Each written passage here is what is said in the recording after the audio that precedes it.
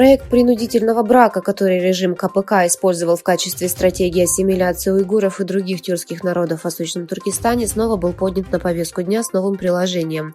Согласно сообщению радио «Свободная Азия», компания, спонсируемая местными китайскими правительственными органами в Восточном Туркестане, создала приложение для знакомств, целью которого является объединение одиноких уйгурских женщин с мужчинами из ханьского Китая. И есть ли одинокие люди, которые хотят переехать в этот район и жениться на наших братьях и сестрах из других этнических групп и создать семью? Этот вопрос задают уйгурской женщине в новом видео, опубликованном в социальных сетях. Проводимые кампании против межэтнических браков вызвали тревогу среди экспертов и активистов, которые рассматривали их как преднамеренные попытки ассимилировать уйгуров, преимущественно мусульман, со своим собственным языком, культурой, традициями и едой с преобладающим китайским населением хань.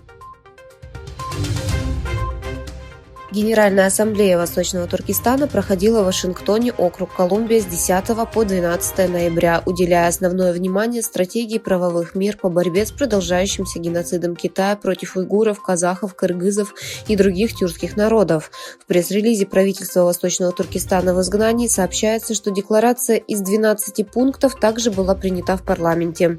В этом году ассамблея собрала 60 вновь избранных членов парламента Восточного Туркестана в изгнании, представляющих общины Восточного Туркестана из 13 стран.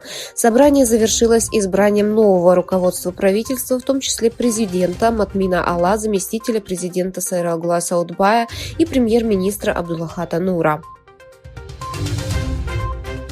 В Бурсе в Национальный день Восточного Туркестана состоялся гала-показ фильма «Тихий крик. История геноцида», посвященного зверствам, совершенным в Восточном Туркестане.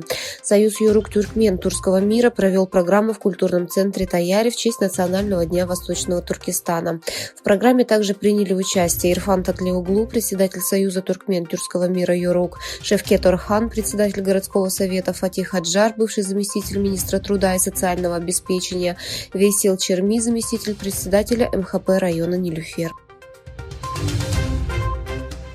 Согласно информации, появившейся в китайской ежедневной газете от 10 ноября, стало известно, что в рамках плана китайского режима по китаизации Восточного Туркестана члены и сотрудники КПК всех уровней в Кучар-Сити организовали сельских жителей, учащихся начальной и средней школы, под лозунгом «Достижение национального единства», вынудив их посмотреть документальный фильм «История Синьцзяна».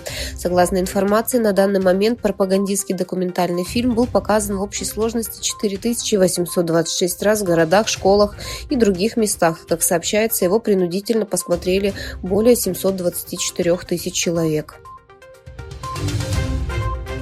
Выяснилось, что одна из ведущих мировых компаний по углеродному кредитованию Southpol также получила углеродные кредиты от проекта Бачу, топливной компании BP и платформы цифровой музыки Spotify. Согласно сообщению The Guardian, электростанция Бачу, строительство которой было начато в 2008 году, расположена в провинции Кашгар в Восточном Туркестане. И на этой электростанции, питающей энергосистему Китая, уйгурские турки вынуждены работать.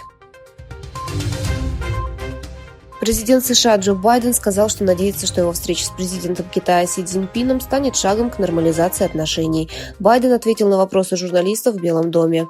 Заявив, что он надеется, что на его встрече с президентом Китая Си Цзиньпином станет шагом к нормализации отношений, включая полное восстановление двусторонних коммуникаций, Байден выразил надежду, что это будет включать возможность поднять трубку и поговорить, когда возникнет кризис, и обеспечить, чтобы военные поддерживали связь друг с другом.